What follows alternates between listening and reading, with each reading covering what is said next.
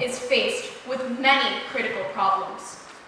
Firstly, global warming threatens to destroy our planet with the global temperatures increasing to numbers that will make our planet inhabitable. And secondly, terror attacks in 2015 cost more than $52 billion in damages.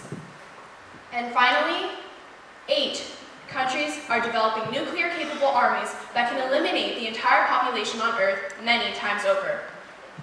In this talk, I'm going to be focusing on an issue closer to home: endemic poverty in Cambodia.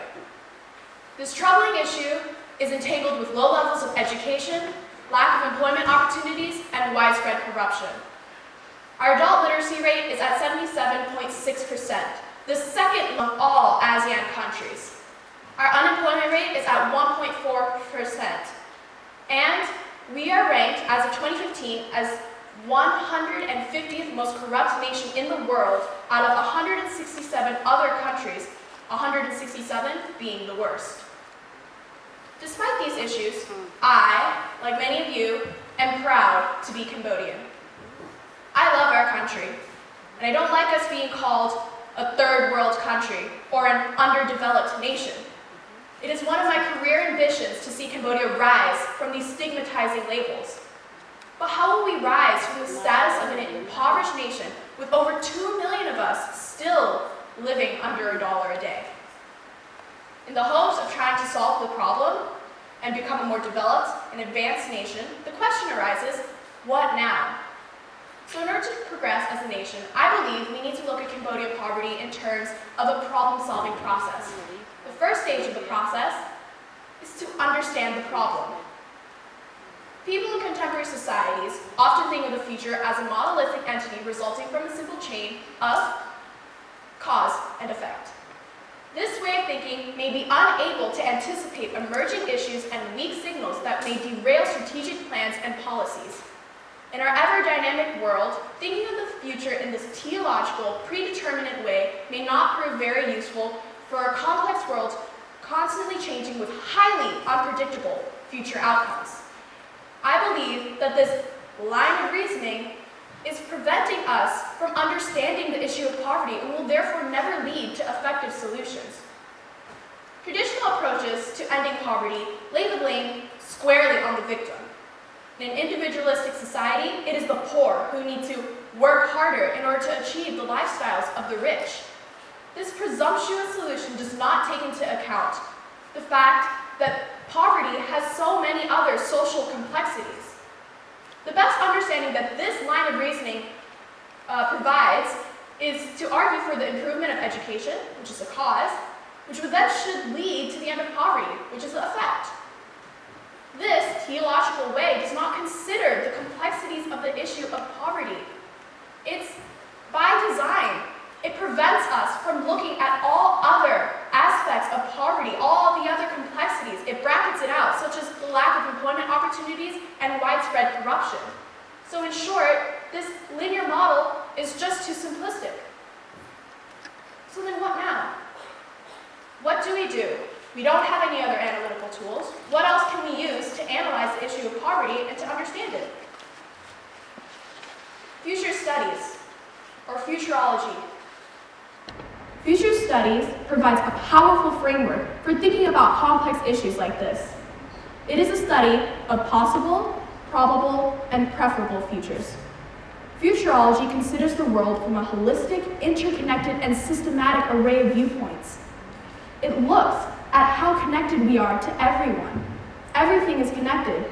Rather than believing that the future, that a simple fix will lead to a programmed outcome, it acknowledges that there's a spectrum of possibilities. So, coming back to the issue of poverty in Cambodia, a futures analysis for this issue might look something like this. We will be looking at 3 main causes: low levels of education, lack of employment opportunities, and widespread corruption. Then, applying future studies to this analysis, we'll be able to understand the possible futures, the probable futures, and the preferable futures. And the preferable future is what we are all aiming to achieve. So let's look at one of the possible futures of Cambodian poverty. Unfortunately, it is possible that our situation here worsens to something like that in North Korea. Though there are no concrete numbers, it is said in a report by KUNI that over half of North Korea's 24 million population is living under extreme poverty. Their educational system also suffers greatly, with students being put to work to produce goods for the government or gather up discarded materials rather than study. Additionally, apart from their already restricted economy, the unemployment rates in North Korea has not improved from 4.1% since 2006. And finally, North Korea is ranked as the most corrupt nation in the world as of 2015. So the link between corruption and poverty is clear, in the sense that the higher the corruption levels, the higher the poverty rates. North Korea serves as a striking example as what we Cambodians want to navigate away from. Through these understandings, we can be prepared and hopefully avoid the disastrous situation in North Korea. Another possible future for Cambodian poverty on a lighter tone is one similar to Thailand's, a new upper middle income country. According to the World Bank, their world poverty rate Thailand's poverty rate is at 11%, compared to ours at 17.7%. And their adult literacy rate is 96.7%. Their unemployment rates are, get this, almost half of ours, at 0.56%. And they are ranked 76 out of 167 other countries regarding corruption. These are just two of the many possible futures that Cambodian poverty may fall into. But a more probable future for us would be one similar to the United States of America. Though US literacy rates are considerably high, corruption levels there are low, and unemployment rates are following a decreasing trend, there is still an overwhelming and growing wealth gap. A Harvard professor proves that the top 1% of Americans receive 40% of the nation's wealth, while the bottom 80% receives just 7%. In fact, in the US, the average worker needs to work for around a month in order to get what CEOs would get in 1 hour. At Cambodia's current rate, we will reach a future similar to this, with our poverty almost eliminated, but yet we'll still have a large and unjust wealth gap.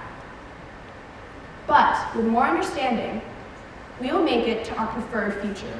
We want our future of poverty to look something like Taiwan's, a newly industrialized country enjoying the prosperities of their rapidly growing economy. Taiwan has the lowest poverty rate in the world, with only 1% of their population living below the poverty line.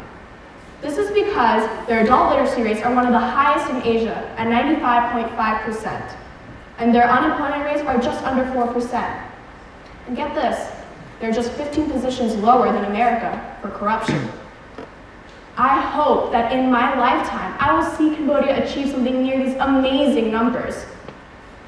By understanding that the future is not a simple chain reaction following a predictable line, but rather a spectrum of possibilities, we better our understanding of the future, and we can therefore prepare for tomorrow's problems today. To conclude, I hope that I've convinced you of the prime assumptions of future studies, that there is not only one tomorrow. Tomorrow isn't destined, nor is it determined. Tomorrow isn't a fixed unit in time because it doesn't exist yet. We have a plethora of tomorrows, all still being shaped by the actions we embody today. Future studies provides a range of answers for the seemingly unsolvable question, what now? Possibilities, probabilities, and preferences give us clear understandings against complex issues like this.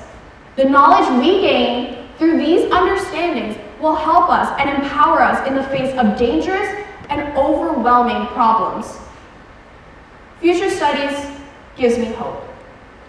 Hope that our country, Cambodia, is not destined to fulfill the status of an impoverished third world country, but instead be admired as a developed and advanced nation. Future studies gives us clear options by which we can derive plans to move and to navigate towards a socially just, equitable, and prosperous society for all Cambodians. Thank you.